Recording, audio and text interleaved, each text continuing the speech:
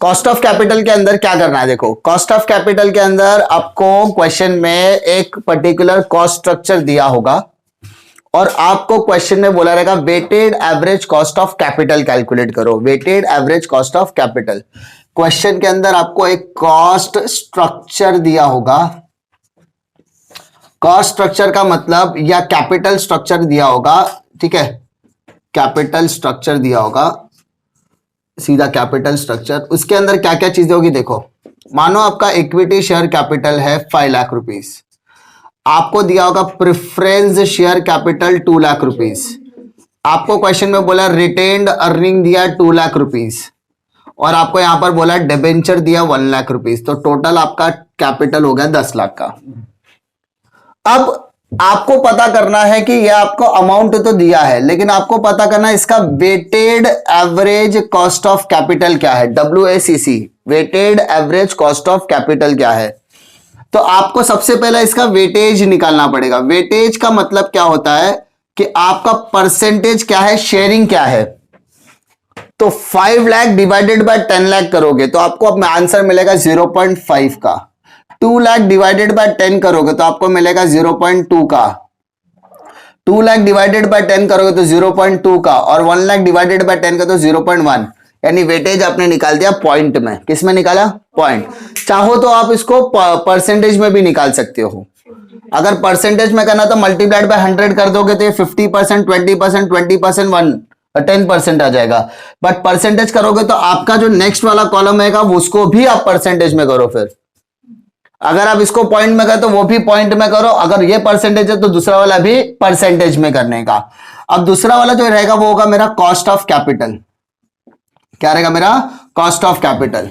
अब cost of capital किसका निकालने का, किसका नहीं निकालने का, वापस देखो ई दिख रहा है, पहला मैं दे रहा हूं इक्विटी का, तो कॉस्ट ऑफ कैपिटल को के बोलते हैं, कॉस्ट ऑफ कैपिटल को के बोलते हैं। ई मतलब इक्विटी शेयर्स, केपी बोला मतलब cost of capital of preference shares, के आर बोला तो cost of capital of retain earning. Retain earning में general reserve, capital reserve, reserve fund, security premium, profit और लॉस अकाउंट सब आ गया। और एक आता है केडी, केडी मतलब कॉस्ट ऑफ डेप्ट, डेप्ट मतलब डिबेंचर, ये लायबिलिटी होती है हमारी। तो ये 4 कैपिटल आपको निकालने के लिए बोलेगा। कॉस्ट ऑफ इक्विटी निकालने के लिए cost of preference, cost of retain earning और कॉस्ट ऑफ डेप्ट में सबसे ज्यादा आपको कॉस्ट ऑफ डेप्ट के ऊपर फोकस करना है। क्यों, क्योंकि यहां पर जो कॉस्ट ऑफ डेप्ट होता है वो आपको कुछ ना कुछ फॉर्मूला के साथ मिलेगा। अब ये फॉर्मूला का मतलब क्या होता है, आपको पता है कि कॉस्ट ऑफ डिबेंचर जो दिया रहेगा वो हमेशा एक परसेंटेज पर दिया रहेगा, मान लो 10%। प्रेफरेंस शेयर्स भी नॉर्मली आपको परसेंटेज वाइज देता है, पता है कि नहीं, 15% प्रेफरेंस शेयर्स, 10% प्रेफरेंस शेयर्स। तो ये जो कैपिटल, ये जो परसेंटेज वाइज होते हैं ना, ये परसेंटेज हमारे लिए कहीं ना कहीं इंपॉर्टेंट है कॉस्ट ऑफ डेप्ट निकालने के लिए, समझा। क्योंकि ये जो परसेंटेज है वो हमको बताएंगे कि भाई हमें इस पर क्या देना है, इंटरेस्ट। लेकिन प्रेफरेंस शेयर की हम बात करें तो क्या इसको 15% इंटरेस्ट देंगे, नहीं, हम इसको 15% क्या देते हैं, डिविडेंड। क्या देते हैं, डिविडेंड। तो ये दोनों चीजें आपको फर्क में समझ में आनी चाहिए कि डिबेंचर को हम क्या देते हैं, इंटरेस्ट, और प्रेफरेंस शेयर्स को हम क्या देते हैं, डिविडेंड देते हैं। ये दो चीजें हमको क्या करना है, ध्यान रखना है।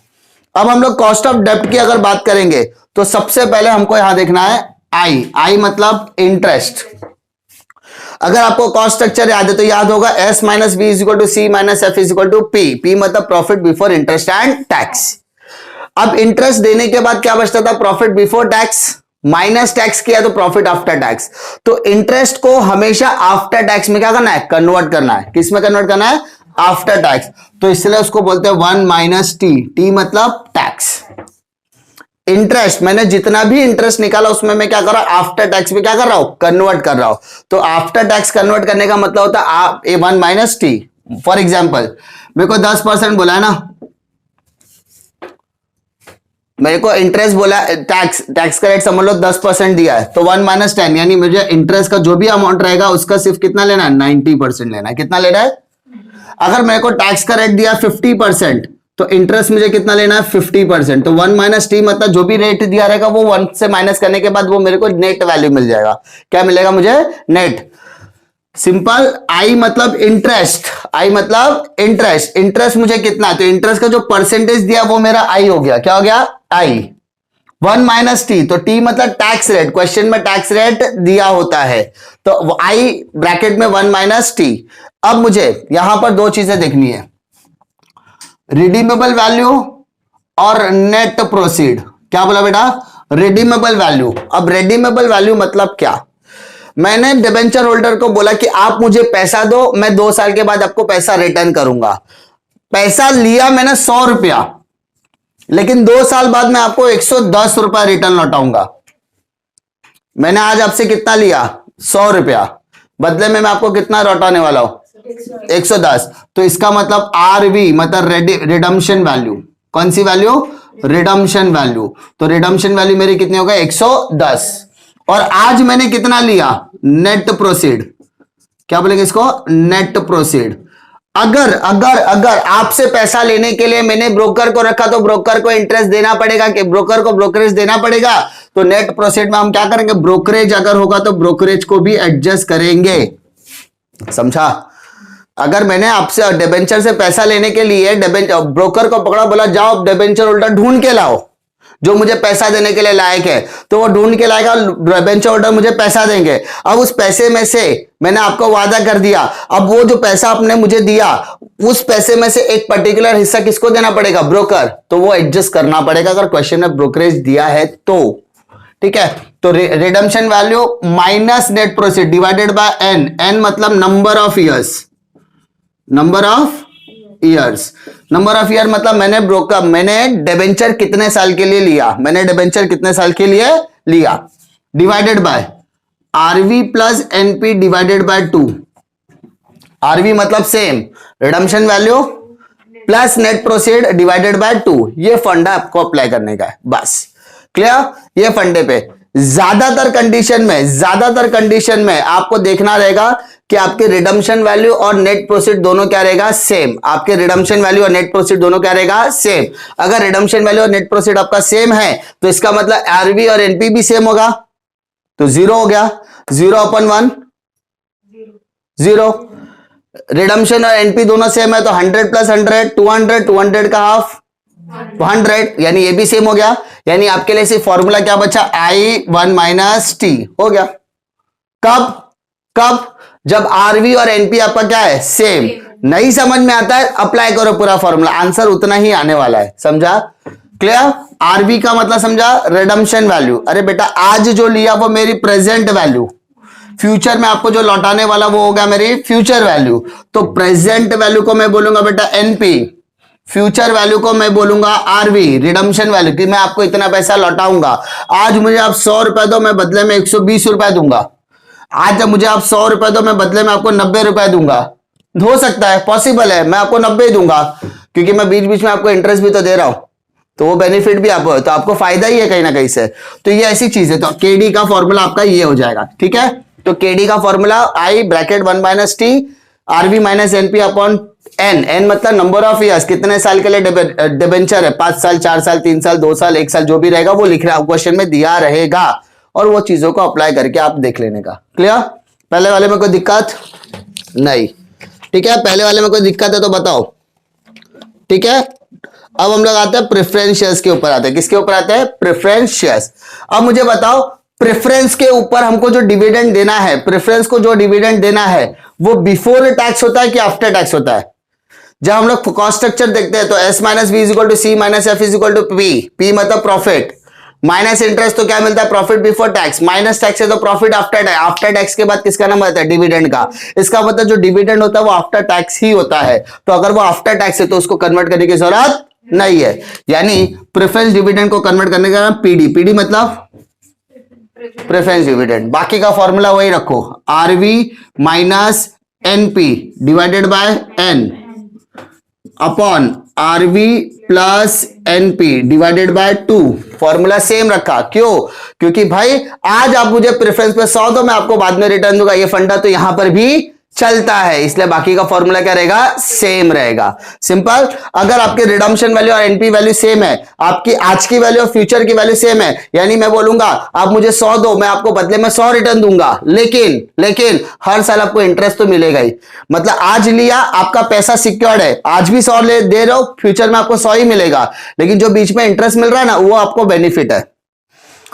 सेम प्रेफरेंस को भी हमने सेम बोला, तो वही चीजें यहां पर भी क्या होगी, अप्लाई हो जाएगी। तो केपी के लिए फॉर्मूला क्या जाएगा, सेम।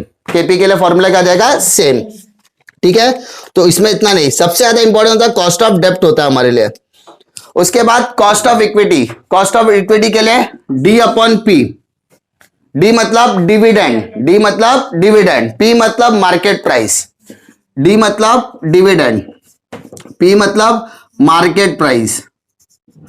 और अगर क्वेश्चन में ग्रोथ दिया है, अगर क्वेश्चन में ग्रोथ दिया है तो उसको जी से इंडिकेट करेंगे, प्लस जी। लेकिन याद रखना ये फॉर्मूला तो करेक्ट है, लेकिन एक हिडन चीज है इसको 100 लिखने का। मतलब अगर मेरा डिविडेंड है 10 रुपया, मेरा मार्केट प्राइस है 100, तो इंटू 100 मुझे यहां पर करना पड़ेगा, तो मुझे यहां पर मिलेगा 10%। क्वेश्चन में ग्रोथ रेट दिया 5%, तो 5% यानी टोटल मेरा रेट हो गया 15। समझा, ग्रोथ रेट अलग होता है, इसको अलग करने का प्लस जी, जी हमेशा परसेंटेज में होगा, तो उसको दोनों को क्या करने का, क्लब करने का, तब आपको क्या मिलेगा, इक्विटी। प्रेफरेंस बताया, डिविडेंड बताया। ठीक है, जो भी क्या आएगा वो आपको कॉस्ट ऑफ कैपिटल में लिखना है, जो भी आएगा वो कॉस्ट ऑफ कैपिटल में लिखना है। और लास्ट पार्ट हमारा आएगा रिटेन्ड अर्निंग का आएगा। किसका आएगा, रिटेन अर्निंग। रिटेन अर्निंग के लिए क्या करेंगे, के आर मतलब रिटेन अर्निंग। रिटेन अर्निंग क्या होता है, रिटेन अर्निंग वो पार्ट होता है जो आफ्टर टैक्स में से डिविडेंड को भी पैसा दे दिया। अब डिविडेंड को पैसा देने के बाद जो पैसा बचा वो किसका हिस्सा होता है, इक्विटी। लेकिन इक्विटी को देने से पहले एक हिस्सा हम साइड में निकाल के रखेंगे, क्यों, ताकि वो हमें फ्यूचर में काम आना चाहिए, ताकि हमें फ्यूचर में क्या आना चाहिए, काम। तो हम क्या करेंगे, के मतलब कॉस्ट ऑफ इक्विटी, जो हम लोग ने निकाला अभी ना, cost of equity D upon P into 100 plus G, cost of equity. उसमें से 1 minus T, after tax cost of equity जो है उसको टैक्स में से माइनस करो, तब आपको रिटेन अर्निंग मिलेगा। और 1 माइनस बी, बी मतलब ब्रोकरेज, बी मतलब ब्रोकरेज। ब्रोकरेज को एडजस्ट करने के बाद ये वाला पार्ट हार्डली क्वेश्चन में आएगा, हार्डली क्वेश्चन में आएगा, लेकिन ये 3 क्वेश्चन के ऊपर पूरा का पूरा सम टिका हुआ होगा। ठीक है, और जब हम लोग ये सब करोगे तो यहां पर आपको एक अमाउंट मिलेगा, उस अमाउंट का जब आप टोटल करोगे ना तो ये हो जाएगा आपका WACC। किससे मल्टीप्लाई करना है आपको, वेटेड एवरेज और कॉस्ट ऑफ कैपिटल मल्टीप्लाई करोगे, मल्टीप्लाई करके ये अभी सबसे बड़ा क्वेश्चन है, ये मैंने पॉइंट में किया ना, तो इसको भी पॉइंट में करना पड़ेगा, क्योंकि अगर मैं बोला 15% आया तो परसेंटेज तो नहीं लिख सकता मैं, तो मुझे क्या करना पड़ेगा, 15 डिवाइडेड बाय 100 का, तो कितना आएगा 0.15। यानी ये जो आंसर आएगा ना उसको पॉइंट में कन्वर्ट करना पड़ेगा। अच्छा, पॉइंट में करने का एडवांटेज क्या है, एक्यूरेट आंसर मिलेगा। पॉइंट में करने का एडवांटेज क्या है, एक्यूरेट आंसर मिलेगा। सब पॉइंट में कन्वर्ट करो, 0.5 मल्टीप्लाइड बाय 0.15, तो आंसर आएगा आपको 0.075। सबको टोटल करोगे, टोटल करने के बाद आपको एक आंसर मिलेगा 0.2250। अब डिवाइडेड मल्टीप्लाइड बाय 100 कर दो तो आपको एग्जैक्ट आंसर मिलेगा 22.50। एग्जांपल दे रहा हूं मैं।